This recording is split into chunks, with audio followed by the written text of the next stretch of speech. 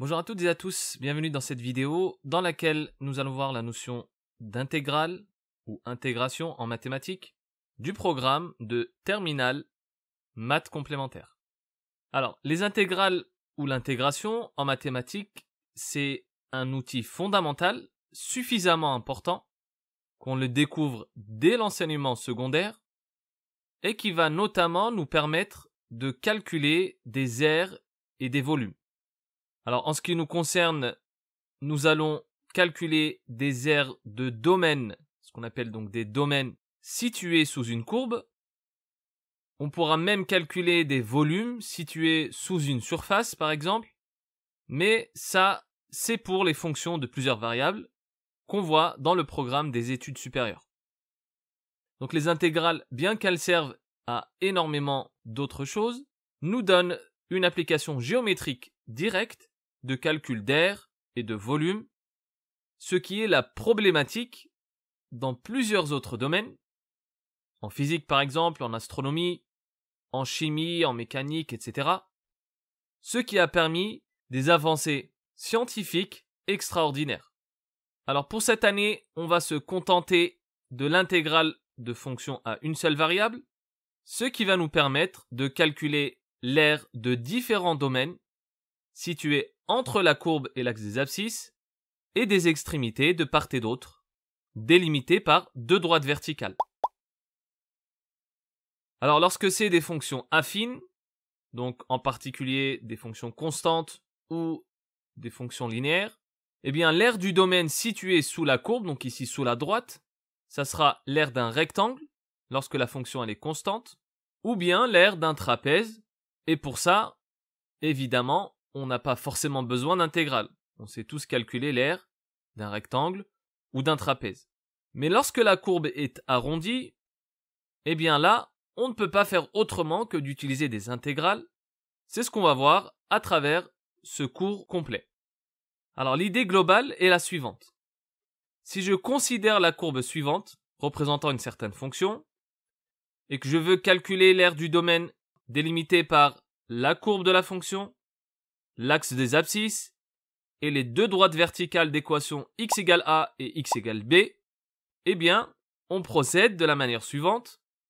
Si je place un x, ici j'obtiens son image f de x sur l'axe des ordonnées, je peux construire le rectangle d'une certaine largeur que je vais appeler dx et de longueur f de x, et ici le dx, c'est pour signifier quelque chose de très petit.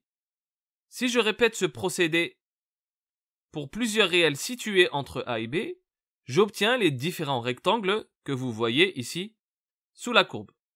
Enfin, maintenant si je somme l'aire de tous les rectangles, j'aurai un résultat qui va se rapprocher de l'aire du domaine que l'on a délimité initialement.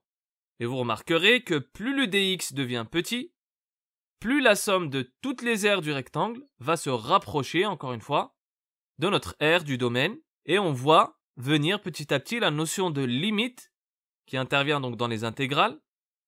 Eh bien, la limite justement de la somme des aires de tous les rectangles lorsque le dx devient infinitésimal, c'est-à-dire qu'il va tendre vers 0, eh bien on obtient exactement l'aire du domaine en vert. On va la noter, somme, donc le grand S ici c'est pour dire somme, de A à B, de f de x dx. Cette intégrale a été inventée par le mathématicien allemand Bernhard Riemann. Il en existe d'autres bien évidemment, mais au lycée, on commence par l'étude de l'intégrale de Riemann. Dernier point avant de commencer le cours, la notion d'intégrale est très liée avec les primitives, c'est pour ça qu'il faut absolument maîtriser toutes les formules de primitives pour pouvoir assimiler le cours donc sur les intégrales. On commence par le grand 1 avec intégrale d'une fonction continue et positive sur un intervalle. Ceci sera valable pour tout le grand 1 et on va noter C, la courbe représentative de la fonction f, et on se place donc dans un repère orthogonal O, OI et OJ. Petit a, R sous la courbe représentative d'une fonction f. Définition, l'unité d'aire notée UA, ça va être l'aire du rectangle OIKJ, où K a pour coordonnée 1, 1, comme vous le voyez sur le schéma. Deuxième point de la définition, le domaine situé sous la courbe C est la partie du plan délimitée par la courbe C, l'axe des abscisses et les droites d'équation x égale A et x égale B, donc les droites verticales. L'intégrale de A à B de la fonction f, ça va être l'aire exprimée en unité d'aire, donc UA, du domaine situé sous la courbe notée C. On la note donc avec le signe somme de A à B de f de t dt. Et on lit intégrale de A à B de f de t dt. Première conséquence, pour toute fonction continue et positive sur l'intervalle AB, eh bien l'intégrale de A à B de f de t dt, c'est un nombre forcément positif ou nul. Première remarque, alors l'intégrale de A à B de f de t dt ne dépend que de f et de l'intervalle AB. Il est indépendant du choix des unités sur les différents axes. Donc que je prenne un repère orthonormé, orthogonal, avec des unités différentes pour les abscisses et pour les ordonnées, on obtient toujours la même valeur de l'intégrale, puisque, encore une fois, on est basé sur une unité d'aire qui est l'aire du rectangle en vert du schéma. Alors, propriété immédiate, il en résulte immédiatement que l'intégrale de A à A de f de x dx, ça fait 0. C'est l'aire d'un segment. Et donc son aire est nulle. Deuxième propriété, c'est ce qu'on appelle la relation de Chasles. Il y en a une également pour les intégrales. Eh bien, l'intégrale de C à D de f de x dx plus l'intégrale de D à E de f de x dx, c'est l'intégrale de C jusqu'à E directement de f de x dx.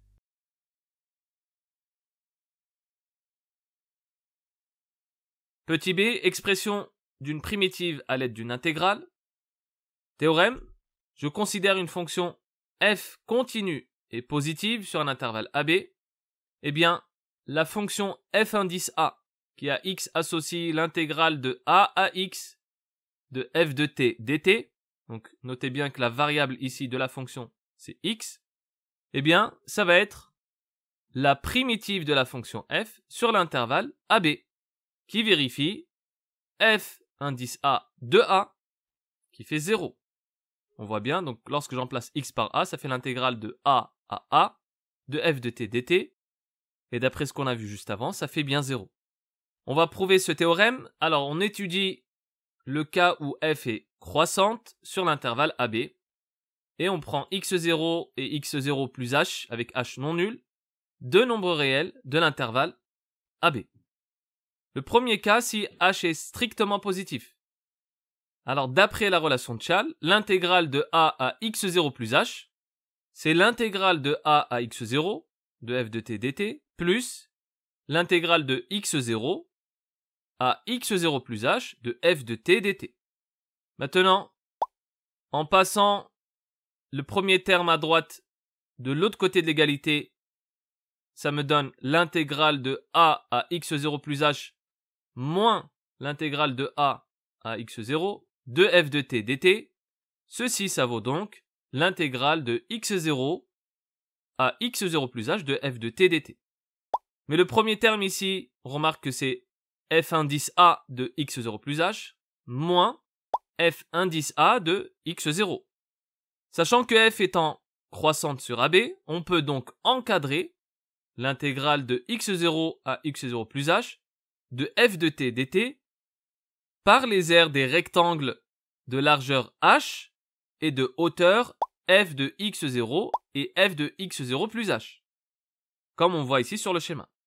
On a donc f de x0 fois h, plus petit ou égal à f indice a de x0 plus h moins f indice a de x0, plus petit ou égal à f de x0 plus h fois h. Donc remarquez bien, aux extrémités, nous avons bien l'aire d'un rectangle.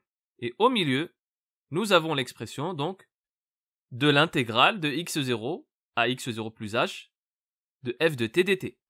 Maintenant, en divisant mon encadrement par h, j'obtiens f de x0 plus petit ou égal à f indice a de x0 plus h moins f indice a de x0 sur h plus petit ou égal à f de x0 plus h. Maintenant, dans l'autre cas, si h est strictement négatif, on établit de la même manière que f de x0 plus h est plus petit ou égal à f indice a de x0 plus h moins f indice a de x0 sur h plus petit ou égal à f de x0. Là, on a l'encadrement inversé puisque je divise par un nombre h qui est strictement négatif. Donc ça change de sens les inégalités. Maintenant, pour conclure, sachant que f est continu en x0, ça veut dire que la limite quand h tend vers 0 de f de x0 plus h, ça fait f de x0. Donc de part et d'autre de l'encadrement, on a des limites qui tendent vers f de x0. On peut donc appliquer le théorème des gendarmes pour déduire que limite quand h tend vers 0 de f indice a de x0 plus h moins f indice a de x0 sur h, ça donne f de x0. Ça veut dire que on vient de démontrer que f indice a était dérivable en x0 et que la dérivée de f indice a en x0, ça fait petit f de x0. Avec la définition de l'intégrale, comme grand f indice a de a, ça vaut 0, on a donc que grand f indice a, c'est la primitive de la fonction petit f sur l'intervalle AB qui vérifie que grand f indice a de a, ça vaut 0. Ce qu'il fallait donc démontrer pour le théorème. On poursuit avec la propriété suivante. Eh bien, pour toute primitive grand f de petit f sur l'intervalle AB, eh bien, l'intégrale de a à b de f de t dt, c'est grand f de b moins grand f de a.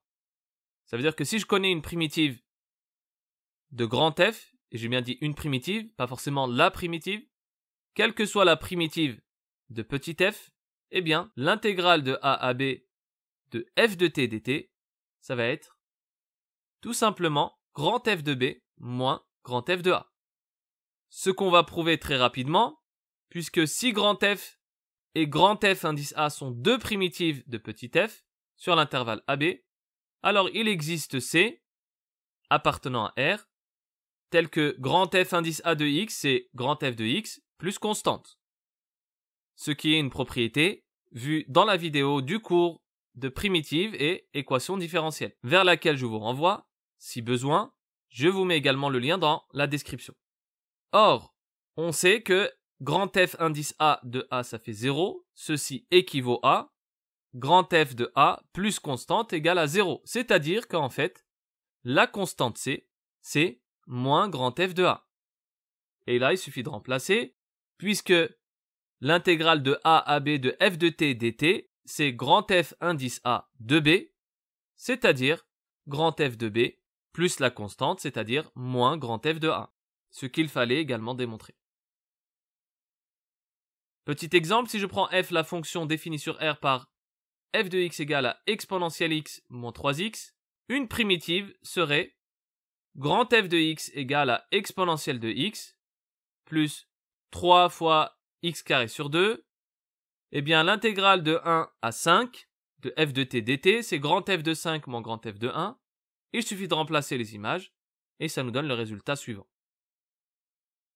On passe au grand 2 maintenant, avec l'intégrale d'une fonction continue, mais cette fois-ci de signe quelconque sur un intervalle.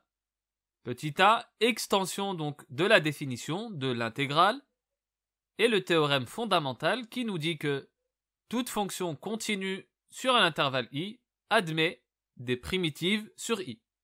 Alors, la preuve, on va se restreindre au cas où i c'est un intervalle fermé borné, donc a et b ce sont des nombres réels, et le cas où i est un intervalle quelconque, ce sera pour les études supérieures. Alors, la fonction g définie sur i, donc l'intervalle AB, par g de x égale f de x moins m, elle est continue et positive sur l'intervalle AB, puisque m étant le minimum, f de x moins m donne bien un nombre réel qui va être positif ou nul. Admettons le minimum, c'est moins 3. eh bien f de x moins 3, ça fait f de x plus 3. Du coup, notre fonction va augmenter de 3 unités. Autrement dit, on va passer du minimum qui vaut moins 3 au minimum qui vaut 0. Autrement dit, la fonction f de x moins m sera bien positive. Donc la fonction g positive. Et si le minimum est positif, eh bien f de x moins m va simplement se décaler sur 0, ce qui restera encore une fois une fonction positive. Eh bien, d'après le théorème du petit b, la fonction grand G indice a qui a x associe l'intégrale de a à x de g de t dt est la primitive de g qui s'annule en a sur l'intervalle AB. Et comme g de x ça vaut f de x moins m, eh bien f de x ça vaut tout simplement g de x plus m en passant le m de l'autre côté. On considère la fonction grand F définie sur AB par grand F de x égale à grand G indice A de x plus m fois x. Eh bien, cette fonction-là, c'est une primitive de f sur AB. En effet, pour tout réel x de AB, grand F prime de x, ça vaut grand G indice A prime de x plus m, dérivé de x, donc ça fait 1. Ça donne petit g de x plus m. Et g de x étant égal à f de x moins m, ça donne f de x moins m plus m. On retrouve bien f de x à la fin. Donc, grand f de x est bien une primitive de petit f de x. On a ainsi démontré que, dans le cas où f admet un minimum sur i, eh bien, elle admet bien des primitives du coup sur l'intervalle AB. Également, si on veut étudier le cas où f admet un maximum, s'étudie également de la même manière.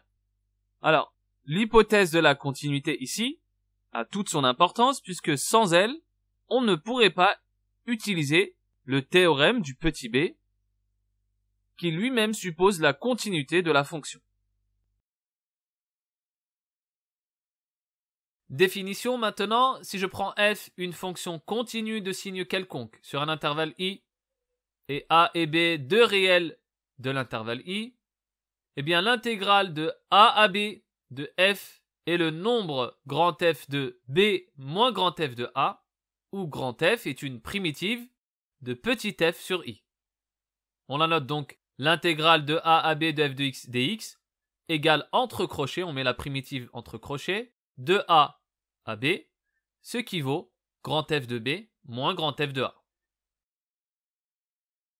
Remarquez que ici, pour une fonction positive ou une fonction de signe quelconque, la formule est exactement la même.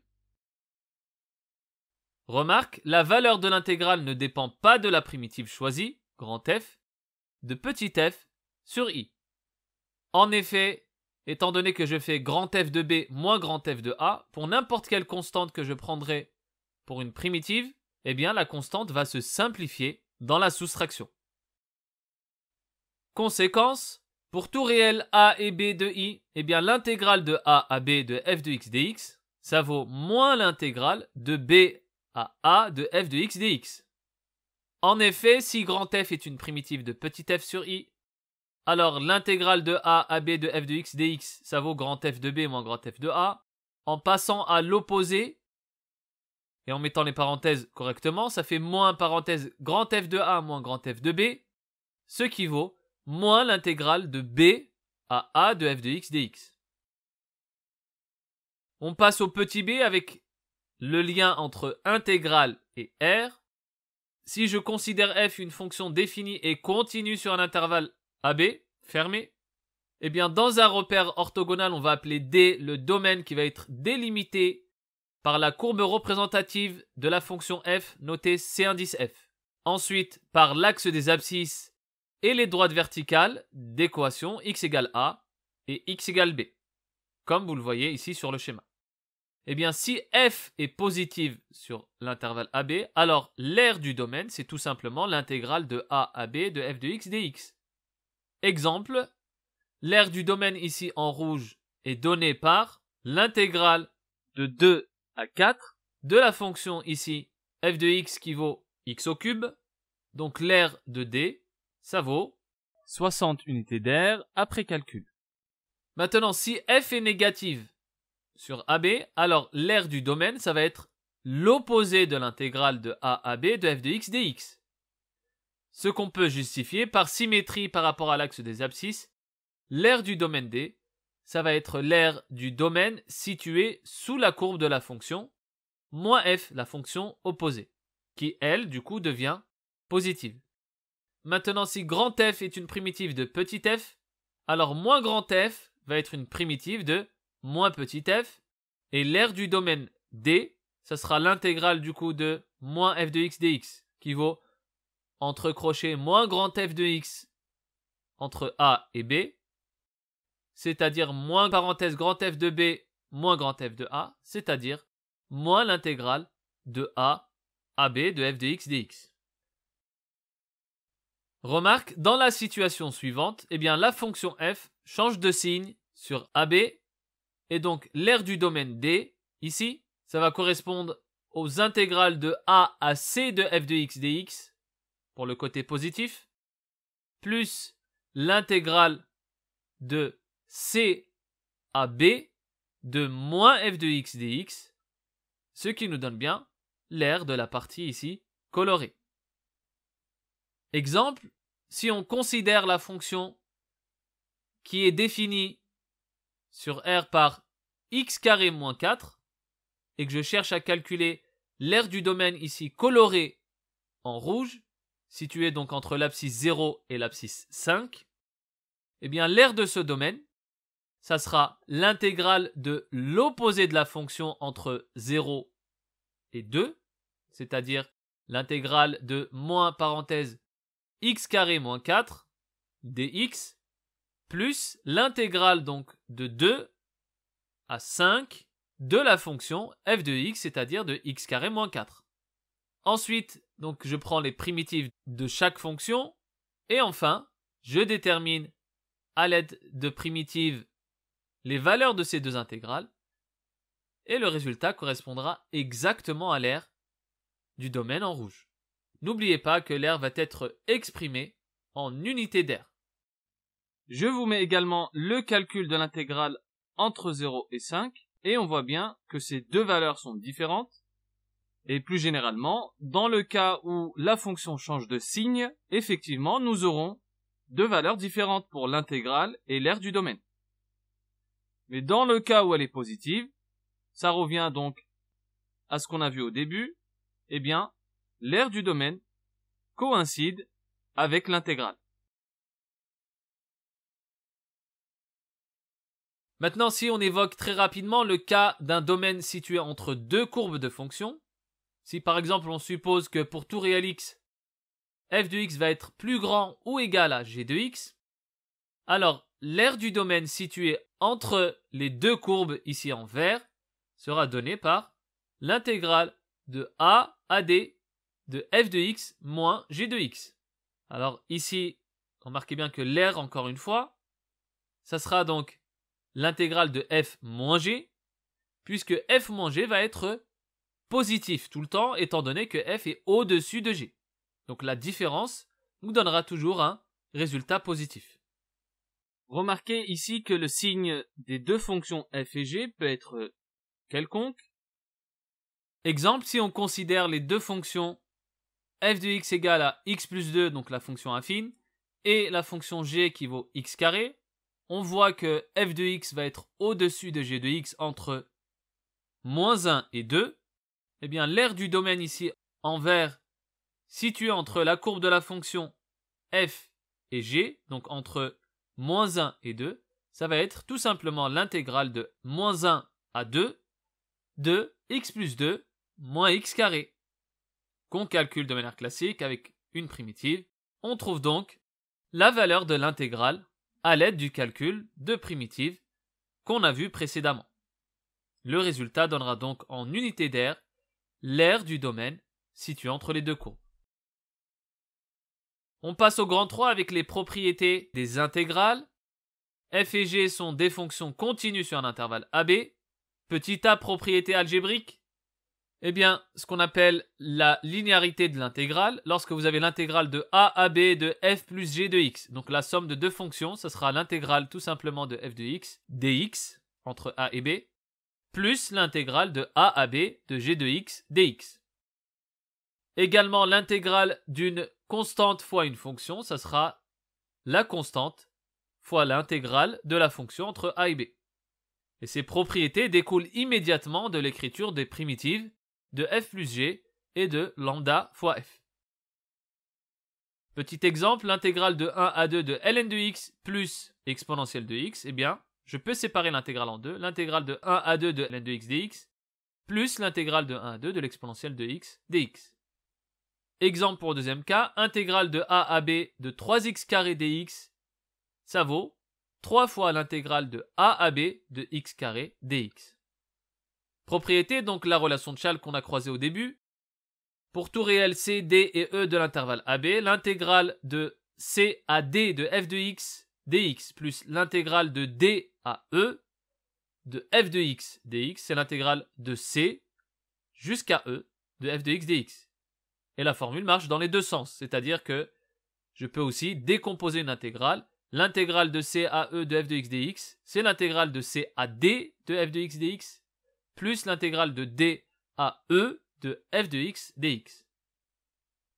La preuve, elle est très simple. On considère une primitive grand F de petit f sur AB. Alors, l'intégrale de c à d de f de x dx plus l'intégrale de d à e de f de x dx, c'est grand F de d moins grand F de c avec la formule sur la primitive, plus grand F de e moins grand F de d. Les grands F de d se simplifient. Il reste donc grand F de e moins grand F de c, c'est-à-dire l'intégrale de c à e de f de x dx. Petit b, intégrale et inégalité. Première propriété sur la positivité de l'intégrale. Eh bien, si une fonction f est positive sur un intervalle AB, eh bien son intégrale entre a et b sera également positive. Inversement, si une intégrale est négative sur l'intervalle AB, le résultat de l'intégrale sera négatif également entre a et b. Ces propriétés découlent encore une fois directement de la définition de l'intégrale. Propriété maintenant, si pour tout réel x de l'intervalle AB, f de x va être plus petit ou égal à g de x, eh bien les intégrales également vont être rangées dans le même ordre, c'est-à-dire que l'intégrale de a à b de f de x dx, elle sera inférieure ou égale à l'intégrale de a à b de g de x dx. Alors pour la preuve, si vous avez f de x qui est inférieur à g de x, en passant le f de x qui est à gauche à droite, eh bien, ça donne 0 inférieur ou égal à g de x moins f de x, donc g de x moins f de x est positif. Si on passe à l'intégrale des deux côtés, ça donne l'intégrale de a à b de g de x dx plus grand ou égal à 0 d'après la propriété précédente. Et par linéarité, donc je sépare mon intégrale en deux, je repasse mon terme de l'intégrale de f à droite, on obtient bien que l'intégrale de f de x dx va être inférieure ou égale à l'intégrale de g de x dx sur l'intervalle AB. Grand 4 avec la valeur moyenne et l'approximation d'une intégrale, petit a, valeur moyenne d'une intégrale sur un intervalle. Définition, eh bien, si j'ai f qui est continue et positive sur un intervalle AB, avec a strictement plus petit que b forcément, eh bien la valeur moyenne de la fonction f sur AB, ça va être le nombre réel qu'on note en général mu, égal à 1 sur b moins a fois l'intégrale de a à b de f de x dx. Alors si on regarde une interprétation graphique de ce résultat, eh bien, si C c'est la courbe représentative de la fonction f, l'intégrale de a à b de f de x dx, ça va être égal à l'aire d'un certain rectangle de longueur b-a et de largeur petit mu. Donc l'aire du domaine sous la courbe C, ça va être égal à l'aire du rectangle en vert ici, de dimension mu et b-a. Conséquence, la valeur moyenne de f sur l'intervalle AB sera toujours comprise entre les valeurs extrêmes petit m et grand M de la fonction f sur l'intervalle AB. En effet, l'aire sous la courbe est comprise entre les aires des deux rectangles de dimension b-a petit m, puis b-a et grand M. On passe au petit b avec la méthode des rectangles. C'est une méthode qui permet d'approcher donc une aire en introduisant justement des aires de rectangles qui vont se rapprocher de plus en plus de l'aire qu'on cherche à calculer. Eh bien, le principe, c'est le suivant. Si on considère une fonction toujours positive, croissante et continue sur un intervalle AB, C, c'est sa courbe représentative dans un repère orthogonal, on va découper l'intervalle AB en n intervalles de la même longueur que je vais appeler petit h, et cette longueur, vu que j'en ai n des intervalles, c'est b-a sur n. On appelle ce découpage une subdivision de l'intervalle AB. Et on va noter xk égale à a plus k fois, justement, cette petite longueur h, k fois h. K, c'est donc un entier naturel compris entre 0 et n, et sur chaque intervalle de la forme xk plus 1, avec k compris entre 0 et n-1, on construit les rectangles ici de longueur f de xk pour les rectangles en dessous de la courbe et de longueur f de xk plus 1 pour les rectangles qui passent au-dessus de la courbe. On va noter petit sn, la somme des aires en unités d'aire des rectangles gris contenus dans le domaine situé sous la courbe C. Et grand Sn, la somme des aires en unités d'aire des rectangles colorés ici en vert clair qui contiennent le domaine sous la courbe C. Avec petit sn encore une fois, la somme des aires de tous les rectangles, ce qui est noté donc b-a sur n fois f de x est 0, plus b-a sur n fois f de x1, plus etc. b-a sur n fois f de xn-1. On a b-a sur n qui est en facteur, je factorise, ça donne bien cette expression de Sn. Maintenant, grand Sn, c'est la même chose. On commence du coup à f de x1 et non plus f de x0. Et même raisonnement, ça nous donne grand Sn égale à b-a sur n, facteur de f de x1 plus f de x2 jusqu'à f de xn. Alors, propriété admise, si f est une fonction positive, croissante et continue sur l'intervalle AB, alors pour tout entier naturel, on peut encadrer l'intégrale de a à b entre petit sn et grand Sn. Remarque, lorsque f est une fonction positive, décroissante et continue sur l'intervalle AB, eh bien le sens des inégalités va être du coup inversé, puisque la fonction est décroissante. Deuxième point de la remarque, plus il y a un grand nombre de rectangles, plus l'approximation de l'intégrale sera évidemment précise. On termine avec le grand 5 et la notion d'intégration par partie. Alors, ça va être une formule qui va permettre de calculer un certain nombre d'intégrales dont on ne connaît pas une primitive. Par exemple, l'intégrale de 1 à 5 de la fonction ln de x dx. On ne connaît pas a priori de formule de primitive du logarithme, mais grâce à cette formule, on peut justement en déterminer une. Eh bien, théorème, si vous avez u et v deux fonctions dérivables sur un intervalle i, et qu'on suppose que leurs fonctions dérivées sont continues, u' et v' sur l'intervalle i, eh bien, l'intégrale de a à b de u de x fois v' de x dx, ça va être entre crochets u de x fois v de x de a à b moins l'intégrale de a à b de u' de x fois v de x dx. Alors pour appliquer cette formule, il faudra identifier, en fait, à l'intérieur de l'intégrale, deux facteurs, l'un qui correspondra à u et l'autre qui correspondra à une dérivée d'une fonction v dont on connaît une primitive. Puisque si j'ai u, je vais connaître forcément sa dérivée, et si j'ai v', je dois être capable de déterminer une primitive, ce qui va permettre d'appliquer donc la formule et du coup de trouver la valeur de l'intégrale. Alors pour la preuve, elle est simple. On va partir en fait de la formule de dérivée d'un produit u fois v le tout prime qui vaut u'v plus uv'. Les fonctions u, u', v', v' sont continues, donc les différents produits également. Eh bien, l'intégrale de u fois v, le tout prime de x. Dx, ça va être l'intégrale, en passant à l'intégrale à droite également, u' de x fois v de x, plus u de x fois v' de x dx. Maintenant, par linéarité de l'intégrale, je vais séparer celle qui est à droite en deux autres intégrales. L'intégrale de a à b de u' de x v de x dx plus l'intégrale de a à b de u de x fois v' de x dx. Sachant que, à gauche, ici, j'ai l'intégrale entre a à b de uv le tout prime. Ça, c'est une dérivée de la fonction uv. Autrement dit, uv est une primitive de la fonction u fois v prime.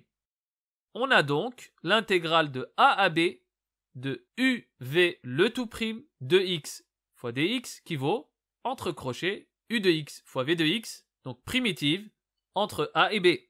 On a alors donc à gauche quelque chose qu'on peut calculer entre crochets, et à droite, l'intégrale de a à b de u' de x fois v de x dx plus l'intégrale de a à b de u de x fois v' de x. Et maintenant, il suffit de passer le premier terme à gauche, ce qui donne bien l'intégrale de a à b de u de x fois v' de x dx est égale entre crochets, donc primitive, entre a et b de u de x fois v de x, moins l'intégrale de a à b de u' de x, v de x fois dx. Alors, on va appliquer ça dans un exemple, pour que les choses soient plus claires. On considère l'intégrale suivante, donc l'intégrale de 0 à pi sur 2 de x fois cosinus x dx. Premièrement, ici, on ne connaît pas de primitive directe de x fois cos x. Je vais ici appliquer la formule d'intégration par partie en identifiant le facteur u et le facteur v'. Eh bien, pour tout x appartenant à i, si j'oppose u égale à x, je connais la dérivée de x qui fait 1. Et si je prends du coup v' de x qui vaut cos x, je connais également une primitive de cos x. C'est le sinus, puisque la dérivée du sinus, c'est le cos. Alors sachez que si j'avais fait le contraire, c'est-à-dire j'avais posé v' de x égale à x et u de x égale à cos x, eh bien si v' ça vaut x, ça veut dire que v c'est x carré sur 2. Et u étant cosinus, ça veut dire que u' c'est moins le sinus. Mais en utilisant cette identification, je vois que ça ne va pas me faire avancer, au contraire, ça va encore me compliquer les choses. Ce n'est pas la bonne identification, justement. C'est bien celle qu'on a choisie ici. Et avec cette identification, nous allons remplacer dans notre formule et vous allez voir qu'on va trouver la valeur de l'intégrale. Donc je remplace dans mon intégrale l'intégrale de 0 à pi sur 2 de u de x fois v' de x dx. C'est la primitive de u fois v entre 0 et pi sur 2, moins l'intégrale de 0 à pi sur 2 de u' de x fois v de x dx. Maintenant, il suffit de remplacer.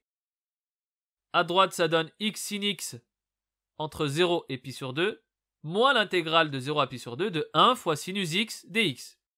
Et là, dans cette deuxième intégrale, on voit que on peut intégrer puisqu'on connaît une primitive de sinus qui est moins le cosinus.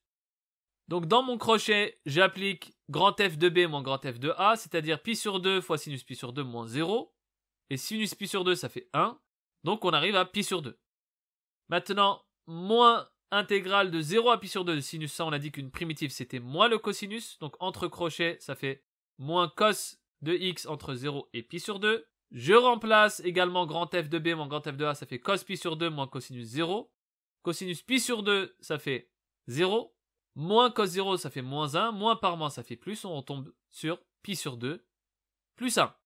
Donc l'intégrale initialement qui était sur x cos x, dont on ne connaît pas à première vue une primitive, on a pu calculer l'intégrale à l'aide de la formule de l'intégration par partie. Voilà pour le cours complet sur les intégrales du programme de terminale spécialité maths. Il faut veiller à faire beaucoup d'exercices d'application sur les primitives, sur les dérivées, sur les intégrales. Tout ça, ce sont des notions très liées. Donc il faut vraiment maîtriser toutes ces notions ensemble pour aboutir à une maîtrise totale de ces notions fondamentales, encore une fois, pour tous les autres domaines scientifiques. Voilà pour la vidéo. Je vous remercie de l'avoir écouté. N'hésitez pas si vous avez des questions et je vous dis à bientôt.